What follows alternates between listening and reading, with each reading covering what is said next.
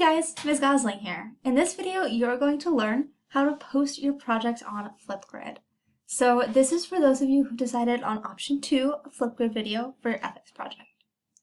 So what you're going to want to do for this project is start by clicking the link that I've posted here. Clicking that link is going to take you to FlipGrid. You're going to want to join with Google and select your fcpsschools.net account to join the FlipGrid. If you don't use that account, you're not going to be able to record a response. From here, you're going to go ahead and click record a response.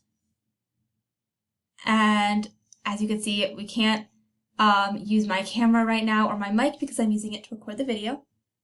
But I'm going to go ahead and quickly record an example video and then show you what your next steps will look like. Okay.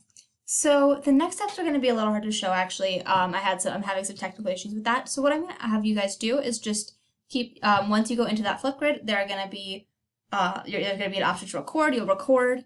You can add in emojis. If you don't want to show your face, you can add in something to cover your face. If you don't want to show your background, you could add something to cover your background, I believe. And there are a lot of other options in that edit screen.